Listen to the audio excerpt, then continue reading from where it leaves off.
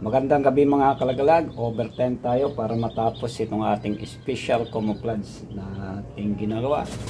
Makikita natin ngayon ang ating finished product ng ating sinasabing special na naiba ang kulay ng ating CI trap. Ito ang ating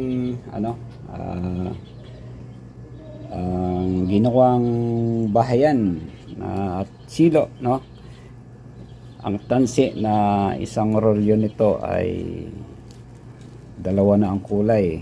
So yan ang naging gawang natin para sa ating materyales. At sipatin natin mga kalagalag, nakasalang ang ating CI large size to mga kalagalag. Ito ay may 52 na silo at ito ay ang finished product nga at isang pataker na special din ang kulay nito dahil pareha sila.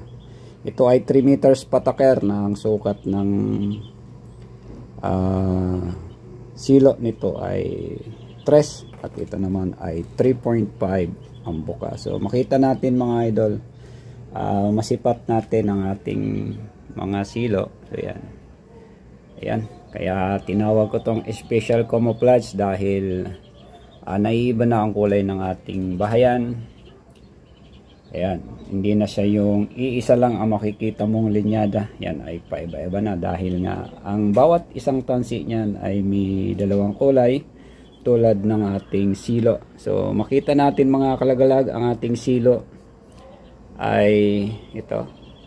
Meron siyang brown, green. Ayan, hindi tulad ng dati na ang silo natin halimbawa dito ay brown, dito naman ay green. Ngayon iba na. So sa isang silo, dalawa na ang ating kulay. Makita natin yan, brown yan ang pagdating dito, nagiging green. At yan, alternate din ang paglagay natin. At meron naman tayong buong brown, pero mapapansin natin dyan sa tabi. Ayan, yan, green pa rin yan ang kulay mga kalagalan. Ayan, ang ating special camouflage. Ang haba ng ating bahayan mula dito mga kalagalag ay 45 pulgada. Bali pag binukayan hanggang doon sa isang connecting ring, ito ay magiging 45 pulgada kwadrado. So yun ang pinakamalaking CI na gawa natin sa sukat ng mga gawa nating panghunting ng labuyo. At meron din tayong tulad nga itong 3 meters pataker na to ay ang silo nito ay 36. So yan mga idol, ang ating silo naman dito na ginamit ay ang buka 3.5. yan mga idol ang ating pinagmamalaki sa ngayon. Napakaganda ng kulay.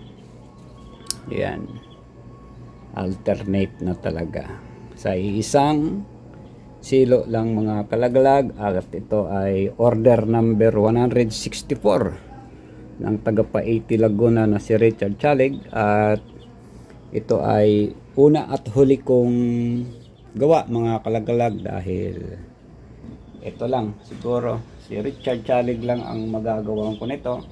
At ang pangalawa ay para sa akin naman, personal na gamit ko pang next season na 2026. Madali lang ang pagkulay ng ganitong klase ng silo mga idol. Ang problema lang, pag isinalang mo sa initan o sa tubig, unang kulay kumukulubot na yung dulo, yung kalahati. At pag sinalang mo yung pangalawa, nagiging kulubot dahil sobrahan sa init, kumukulubot. Kaya pahirapan sa paghilot. Nahirapan ako dito sa paghilot ng silo.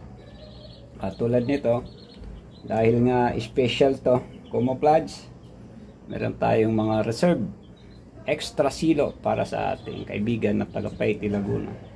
Ito ang sukat nito ay pang pataker 100 mm at ito naman na sa ating large size box type 110. So nahirapan tayo dito sa 100 dahil kumulubot at hirap hilutin para makabuo tayo ng mga tulad ng silo na to.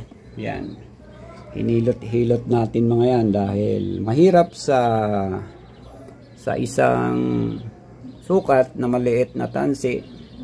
Pag nasobran talaga sa init yan, may hirapan tayong hilutin o gawing silo. So yan mga kalagalag, ang ating special camouflage na gawa ngayong 2025 season hunting. So sa lahat ng mga hunters natin, congratulations sa mga nakakarami. At sana ngayong Mayo, dito sa amin, 1 buwan na lang. Pag nag-June, tapos na. Sa mga Bicolano, sa mga kaurago natin dyan, maray na bang isendo ka boss mga tugang, mga hunters, na makagulpi pa kita sa Pirang Aldaw Pangkatihan digdi sa Kabikulan. Maraming salamat mga kalagalag.